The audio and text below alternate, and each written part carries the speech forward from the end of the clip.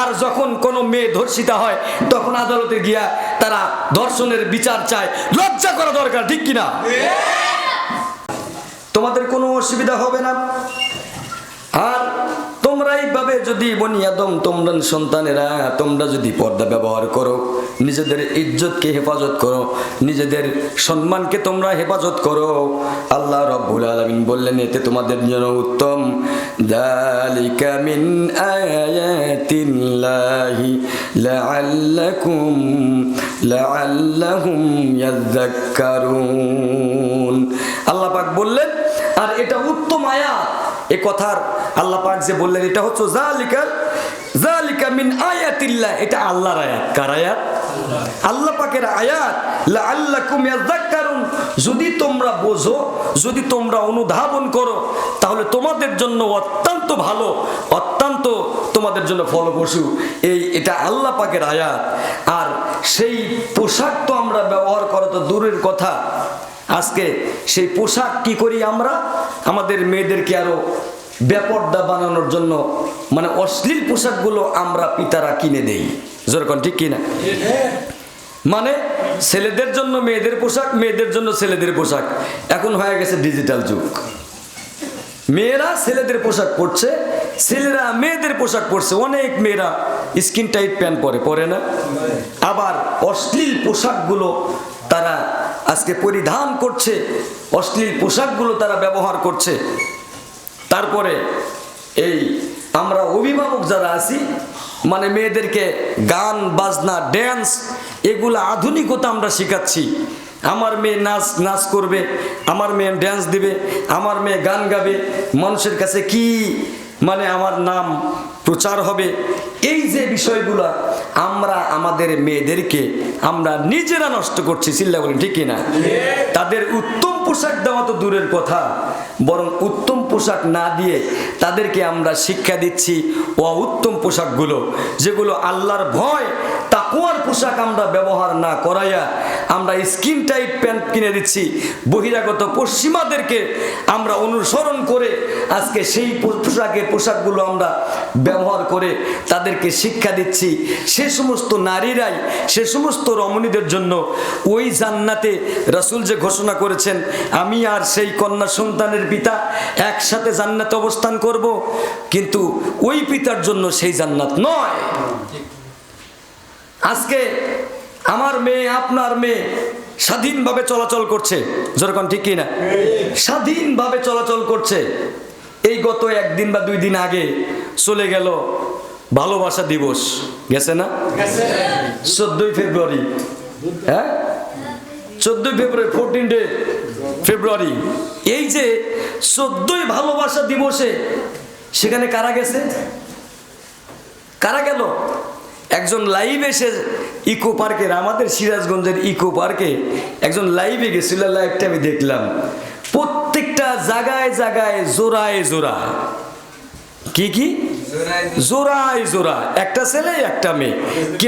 কেউ মনে করেন হাঁটুর উপর বসে আছে, কেউ মনে করেন গালের সাথে গাল মিশায় ওরই তো লাইভ করতেছে। কারণ ওই দিন কেউ ওপেন ডে, ওই দিন কেউ এমন একটা ওপেন, মানে কেউ কাউকে বাধা দিতে পারবে না। আমরা ভালোবাসা দিবস পালন করতেছি। কিসের ভালোবাসা দিবস?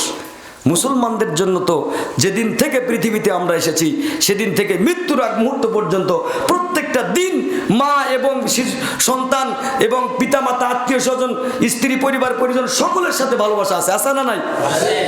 আমরা পশ্চিমাকে আমরা কি করেছি, সেগুলোকে অনুসরণ করে আজকে আমাদের বাংলাদেশেও সেই ভালোবাসা দিবস পালিত হচ্ছে।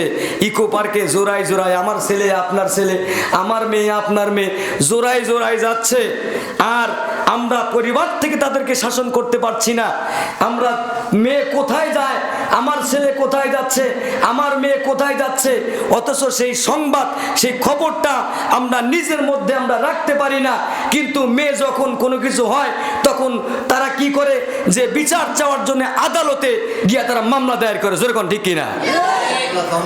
আমার মেয়ে অপরাধ করার সুযোগ করে দিয়েছি আমি, আমার মেয়ে স্কিন টাইট প্যান্ট পরে সারা বেড়াতে যাচ্ছে, ভালোবাসা দিবস পালন করতে যাচ্ছে। সকালে খবর নিতে পারলাম না, বিকালে খবর নিতে পারলাম না, 10টার সময় খবর নিতে পারলাম না। আর যখন কোনো মেয়ে ধর্ষিতা হয় তখন আদালতে গিয়া তারা ধর্ষণের বিচার চায়। লজ্জা করা দরকার, ঠিক কিনা? লজ্জা করা দরকার। তোমার মেয়েকে তো তুমি সুযোগ করে দিয়েছো, ওইখানে কার মেয়েরা যায়? আমার আপনার মেয়েরা যায়। অথচ আমরা পরিবার থেকে আমরা শাসন করতে পারছি না। আমরা ভালোবাসা দিবস পালন করার জন্য মেয়েকে স্কিন টাইট প্যান্ট কিনে দিয়েছি, তারপরে মেয়েকে সুযোগ দিয়েছি, স্বাধীনতা দিয়েছি, যাও যা ইচ্ছে তা করো। যা ইচ্ছে তা করতে গেলে যখন মেয়ে ধর্ষিতা হয়, বঞ্চিতা হয়, তখন তুমি আদালত প্রাঙ্গণে গিয়া কিসের তুমি ধর্ষণের বিচার চাও? চিল্লা বলো ঠিক কিনা? দোষ তো মেয়ের না, দোষ হচ্ছে মেয়ের অভিভাবকের। চিল্লা বলেন ঠিক কিনা? আল্লাহ পাক কোরআনুল কারীমের মধ্যে বলেছেন, আর রিজালু কাওয়ামুনা আলান নিসা, নারীদের পরিচালক হলো পুরুষেরা। নারীদের পরিচালক কারা? পুরুষেরা। নারীদের পরিচালক হবার পরেও আমরা সেই পরিচালনা করতে পারছি না। পুরুষেরা আমরা তো নারীদের কাছে আরো শেষ, কথাই বলতে পারি না। তাহলে এই ভালোবাসা দিবস, এই নানান দিবস, তমক দিবস, ফুল দিবস, কিস দিবস, তারপরে আরো কি কি দিবস আছে, সুমা দিবস আছে না? কত আমি ফেসবুকে দেখলাম কত রকমের দিবস বার করছে। আবার প্রপোজ দিবস।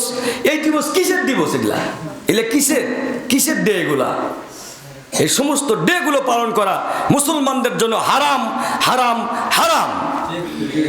এজন্য আমাদেরকে পরিবার থেকে আমাদেরকে সচেতনতা বাড়াতে হবে। তাদেরকে ইসলামী শিক্ষা, ধর্মীয় শিক্ষা, কোরআনের জ্ঞান, হাদিসের জ্ঞান যদি তাদেরকে ভিতরে ঢুকিয়ে দেওয়া যায়, ওই মেয়ে কখনো ভালোবাসা দিবস পালন করার জন্যে ফুল নিয়ে যাবে না অন্য একটা পুরুষের কাছে। ফুল দিয়ে কি ভালোবাসা, আহা, এই ভালোবাসা তাহলে করতে যাবে না। কিন্তু আমরা তো শিক্ষা নিজেরাই তো, আমাদের শিক্ষাগুলো হচ্ছে আমরা সুযোগ করে দিচ্ছি মেয়েদের জন্য। জলকন ঠিক কিনা?